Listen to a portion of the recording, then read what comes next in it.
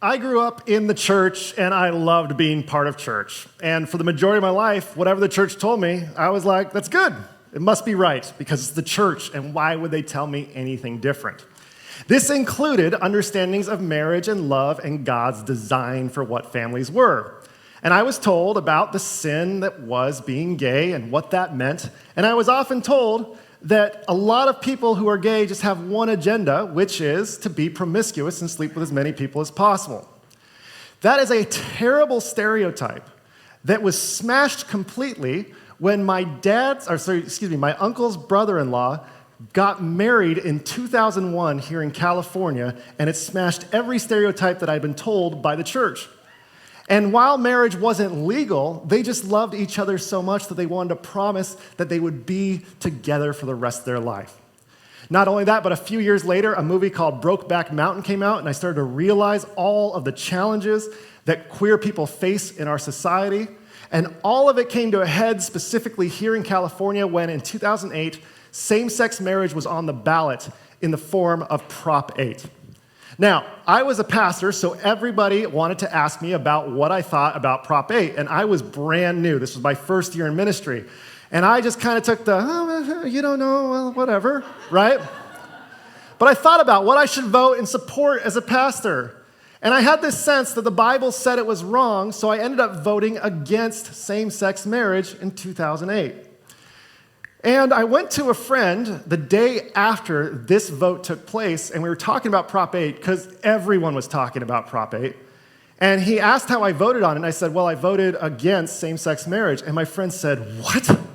Why? And I said, well, we're Christian, and the Bible says it's wrong. And my friend said, where? Where does the Bible actually say it's wrong?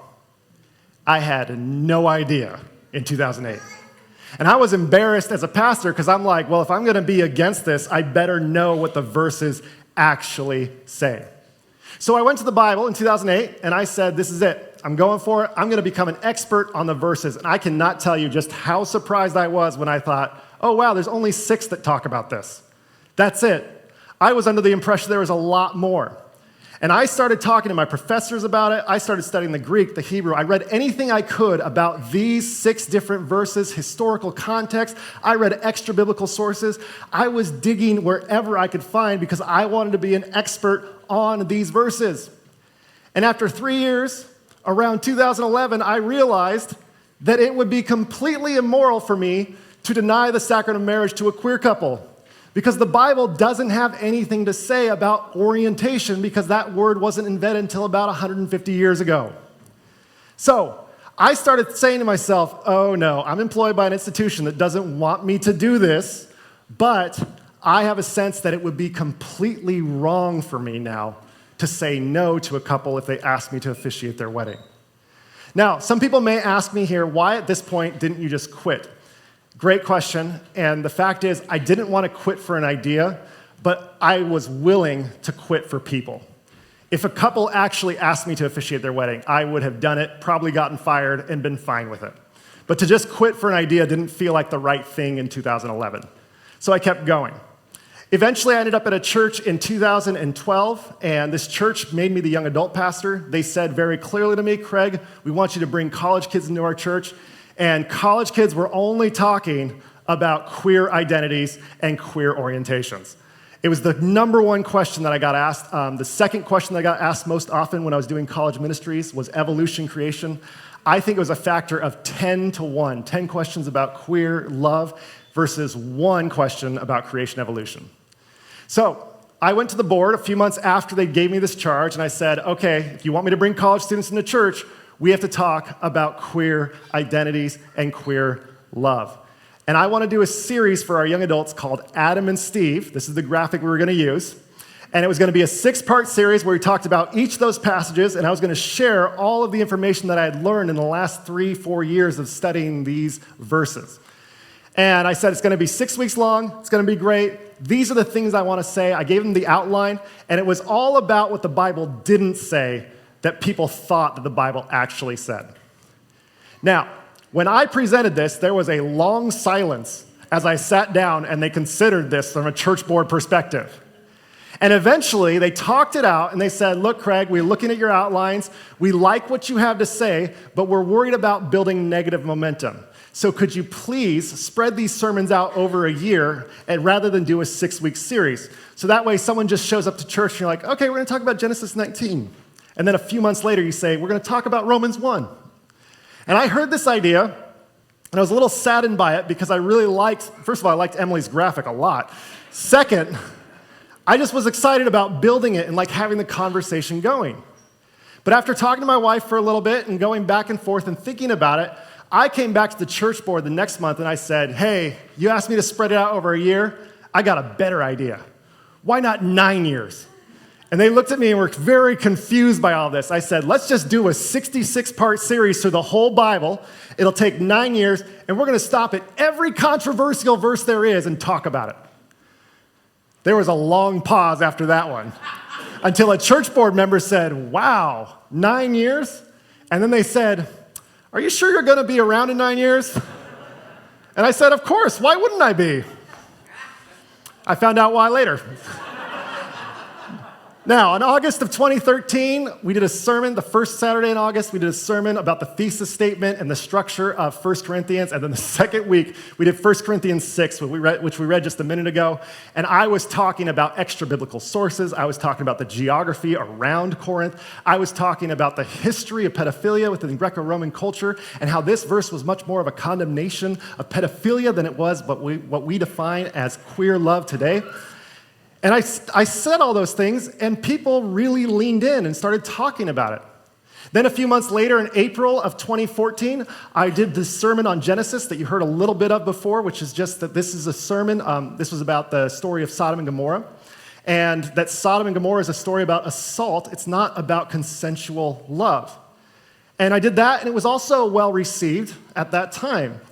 And I remember shortly after I did this sermon, I was talking to Kimmy, and we hadn't really talked about this before, but she had been listening to these sermons, and I said to her, hey, Kimmy, if a gay couple asked me to officiate their wedding, do you think I should do it? And Kimmy responded by saying, of course you should do it. And I said, well, Kimmy, I could lose my job. And she said, Craig, if you don't officiate that wedding, you'd be a big hypocrite.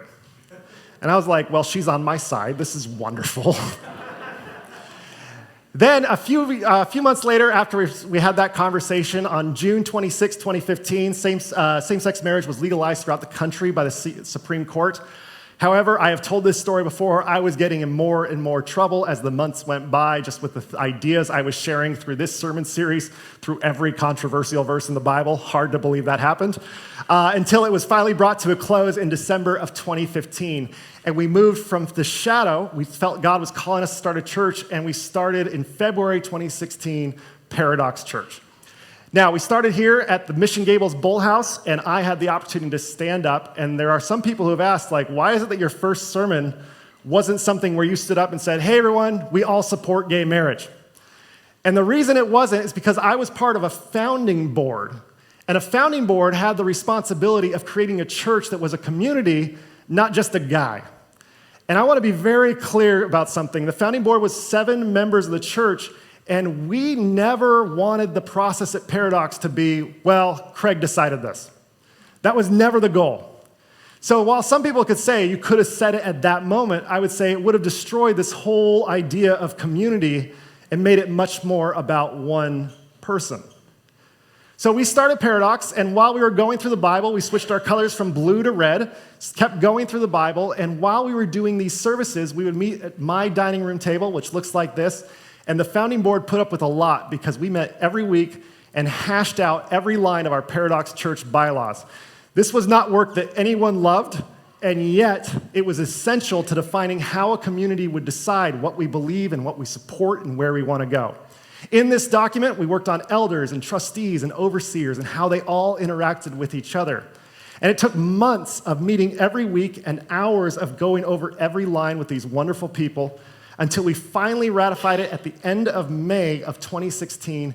And then on June 16, 2016, we invited people to be members for the first time, and they could vote in elder elections. And these elders were charged to oversee the spiritual health of the church as elected representatives of the congregation. Now, these elders were brand new. It was my first time working with the board of elders, and I was trying to figure out what they did. They were trying to figure out what they did, and so we started with a bunch of small things, and then after a year, after we got used to this, these wonderful people started talking about same-sex marriage in the year 2017. Specifically, there was this real sense among the board that we didn't want to figure out whether or not we would support me as a pastor officiating a same-sex wedding if a couple asked. After they asked it, we wanted to find out now while there was no couple in the equation. And so the elders talked about it. We had a private vote, and then the vote was unanimous, and people said, we want to support this. And while it was quiet, it wasn't public, in mid-2017, the elders here voted that they would not remove my ordination or seek to terminate my employment at Paradox if I officiated a same-sex wedding. Now, we were only over a year old at that point, and the next conversation became, well, should we tell the whole church that this is who we are? And if you've never started a church before, there's like an identity crisis that happens every other month for the first 3 years. And you have people who show up and say, this is the best thing I've ever encountered, and then we never see them again. And it's like, wait, who was that? And I tell you that because there was so much influx and transition at the beginning, and the elders, while they quietly supported this, they also felt that this was not the right time to make a public statement of affirmation because of the infancy of our church. So, about a year later, we had some more elders join the elder board. This was who's on the board in the year 2018. And we went from my dining table to Marilee and Ken's dining table. And it was there that elders started saying, it's time. We've waited a year. We've been patient. It's now time to let everyone know where we stand on this. And so in April of 2018, the elders appointed a subcommittee made of queer participants of Paradox and myself to come up with a statement for inclusion that we could publicly read out loud and share with the community. So I met with this subcommittee, and we went from this table to the table upstairs in my office. And around this table, we asked the question, how has the church historically discriminated against LGBT persons? And we had people list every way the church has discriminated against queer folks and the fallout that comes with that. So the way that we designed the statement was to make sure that we met each of those and said, we don't do that here. We don't do that here. We don't do that here. We're very different. We try our best to meet those points of discrimination and rise above it. So after working on that statement for 2 months with these wonderful people, we brought it back to the elders around Marilee and Ken's table. And once we were there, we were sitting around and we had this elders meeting start in June of 2018. And I cannot describe what it was like to be in that room at that moment, as this statement was read by the subcommittee and the elders about what our church was going to become. And it talked about how we were going to officiate same-sex weddings. It talked about how we were going to make sure that we baptize queer people. It talked about how we'd ordain queer clergy if the opportunity presented itself. And after reading it, after lots of beautiful tears, it's the most anticlimactic thing in our minutes. It says, motion to approve LGBT admission inclusion statement, approved, all in favor. So, yes. Then on August 4 of 2018, we became publicly affirming with a statement from the elders. I've actually invited the elders. There are 5 that are here with us today to come on up, and they are going to read the statement. It has been through a few revisions, so why don't you come on up, Thomas and David and Marilee and Hillary, Christian. It is a statement that has been through a couple revisions, but this is a statement that has guided who our church is and what we will do in regards to affirming theology. So I will turn it over to the elders at this time.